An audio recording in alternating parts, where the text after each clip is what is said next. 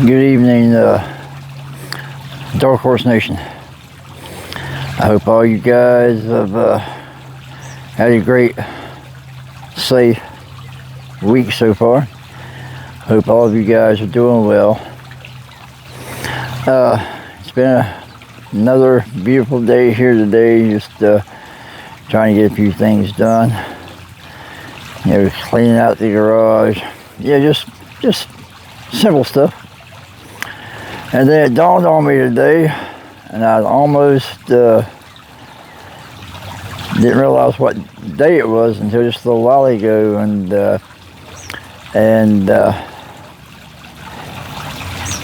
it was on this date, 45 years ago, that I went on a grand adventure that would change my life forever. It would change my views on people. It would change my views on the world as a whole. Because, you know, growing up, yeah, we really were not exposed to a lot of things back in those days. Social media was not a thing. And depending on where you lived in the country, you were not exposed to a lot of things as far as the world went, other than the nightly news with Walter Cronkite. Yeah. So, 45 years ago today, I got on a plane and flew in to Columbia, South Carolina, and then took a bus from there to Paris Island, South Carolina, Marine Corps Depot for the East Coast. So I've got to admit, guys, that was probably the biggest event I'd taken on in my entire life as far as the challenge went. I had worked with former Marines, and those guys were hard as nails, you know what I'm saying? And I just knew that if I was going to join a branch of service,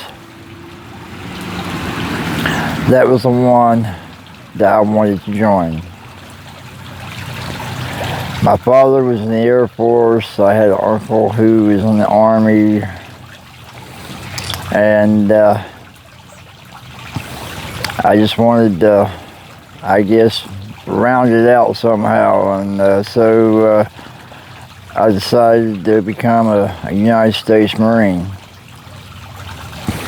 And I have never, ever once regretted that decision. It was one of the best choices for myself that I'd ever made in my entire life. So it's funny, you know, I learned so much about myself at that point in my life, and I'll never forget when we got to Charlotte. One of the Marines put me in charge of this group of, I would just say at that point in time, misfits, myself included, and had me march them down to an area so we could eat chow before we got on the plane. And I'm thinking, you know, Yes, I'd been in charge of people before. Well, with my job history, and so I knew how to supervise. But this was entirely different. These were people from all over the United States, all different, nationalities, and so that was a brand new experience for me, But I soon realized that that was something that I was good at, being a leader, and it came easy to me. So going through basic at Paris Island, especially in June, was interesting to say the least. I'd never been to South Carolina before, had never even been to the beach, and it was hot, and to me it was muggy, and naturally, you get off that bus at midnight and you step on those yellow footprints, and it's non-stop yelling, cursing, and from then on until you basically graduate, And then, when they shave your head bald, you went to receiving, they take all your possessions, they write identification numbers on your arms, and then they shave your head bald.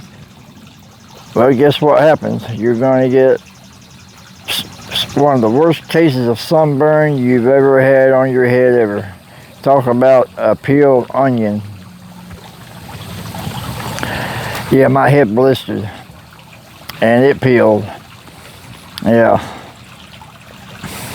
But basic was, it had its own set of challenges, and it was just mind over matter, and you just had to get through it, and you had to tell yourself, this is why I'm here, this is what I want to do, and you get through all the games that you play in basic training.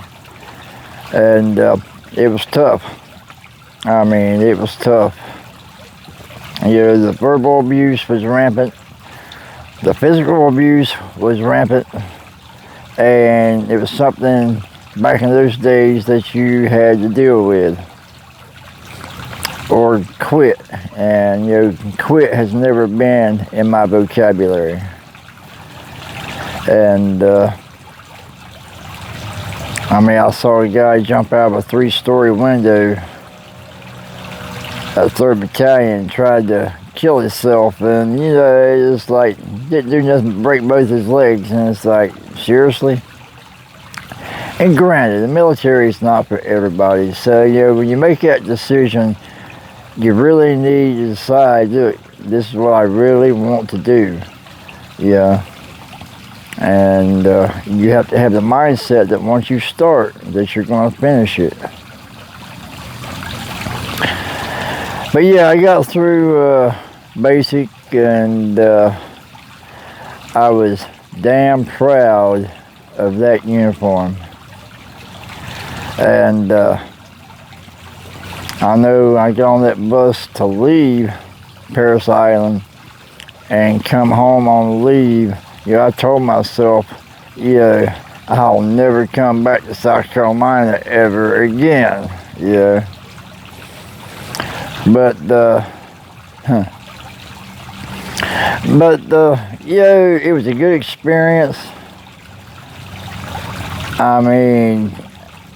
I was stationed on the West Coast, Camp Pendleton, as a matter of fact, and went overseas, and I just learned so much about people, learned so much about different cultures, learned so much about how other people live in the world besides the United States.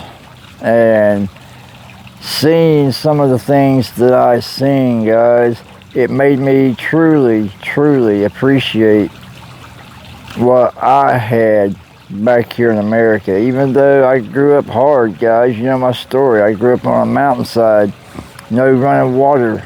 You know, we used oil lamps, no bathroom. I mean, food was scarce. Times were hard back then. But even going through that and seeing what other people had to endure, how they had to live, and especially with the older generations, guys, you know, those people are tough. I mean, they are very, very tough. And so, for me, it was a grand experience. Don't get me wrong, it was not all fun and games. You know, there were hard times, but I would not trade my military service for anything. I was damn proud to serve this country and protect the United States of America. And I'll carry that with me, guys, until the day I die. And that's why I'm proud of my son, my youngest son, who decided to join the service and serve this great nation. And I'm very, very proud of him. And you know, he'll be walking in his dad's footsteps. And I hope he learns and can appreciate the same things that I learned during his career. So I just happened to think about that date today, and yeah, it's just can't believe 45 years have went by. Time flies, guys. Then you wake up one day and you're just old as dirt, you know what I'm saying? But nah, not a day goes by that I don't think about my Marine Corps days and my friends and the service, and yeah, I think about them and wonder, you know, how many of them are still even here with us today, you know. But it's something I'm very proud of, and no matter what happens in my life, no one can ever take that from me. I earned that title, United States Marine, and all I can say is, guys, you know, I'm proud. So, you know, on top of that, guys, get the bug off of here. He's thirsty. For all my Marine buddies out there, and for all of the U.S. Marines who are serving now, all I can say is thank you so much for your service. Never forget your days in the service once you do decide to leave. Because, guys, we got one hell of a job left ahead of us once we leave this world. And you know, if you're a Marine, you know what that is. You know, we're going to be guarding the gates at heaven's door. So this is for y'all, guys, and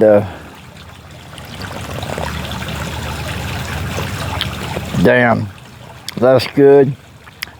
And for all you out there, Semper Fi. Always give them hell, guys. Stand tall. You earned that title, U.S. Marine. Alright, guys, I'm going to get over here. Please like, subscribe. Stay safe. Be blessed. Never quit. Never give up. No matter how hard it gets. And I'll catch you guys with another video at some point in time. And y'all have a great evening. Take care. Bye.